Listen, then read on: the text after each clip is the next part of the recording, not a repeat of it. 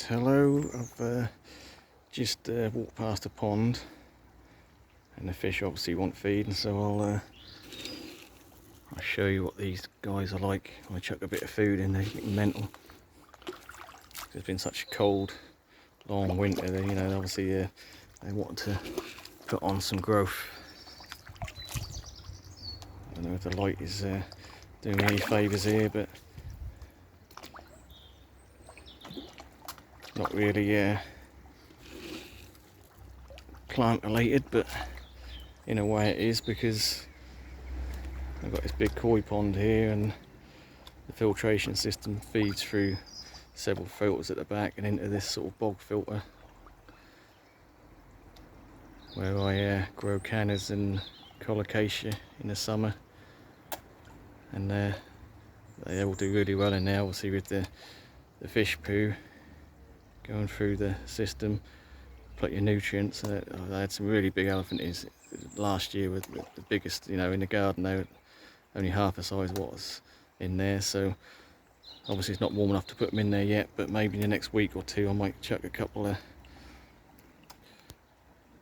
maybe a black magic in the middle and a couple of colocasia esculenta either side, give it a bit of contrast. And I've got some red Tropicana black cannas either side at the back, so that'll give you some red and green foliage, along with all the arrowheads that are popping up. I thought I pulled all them out, and there's still loads in there, but they'll help to filter the pond until I get the main tropical plants in there. But yeah, so just a quick one anyway. Look at the fish, they've all come through winter really well. I don't cover the pond or heat it or anything like that. I think the trick is, I mean, my filtration system's not huge on this pond, but yeah, the trick is just not to overstock it. Simple as that. It's nice to have thousands of fish in your pond, but at the end of the day I think I might have about 25 koi in here. Maybe only 4 or 5 really big ones, and the rest are sort of medium. They did spawn last year. I managed to keep a couple, which are in the fish tank indoors at the minute, which I'm going to put out as soon as the pond's warmed up a bit. But yeah, so all good. And the pond itself is 20 foot long and 10 foot wide and about 4.5 foot deep, so it's sunk into the ground 2 foot, and it's about 2.5 foot above ground.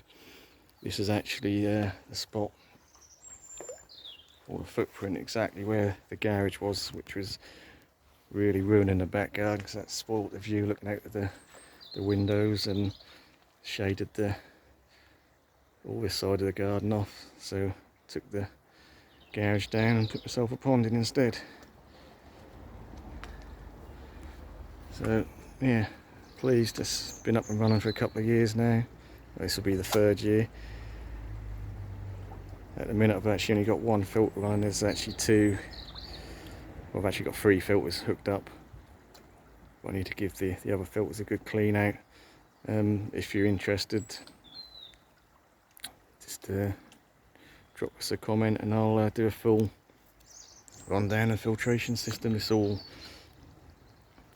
done myself, really. Yeah, I was going to say engineered myself. I want that's too strong a word. Sort of a DIY job, but it certainly works. I mean, like I say, at the minute I've only got 1 5,000 gallon an hour pump running. So normally I have 3, but like I say, until the fish are up feeding properly, I only feed them once or twice a day at the moment, so I don't need a huge amount of filtration.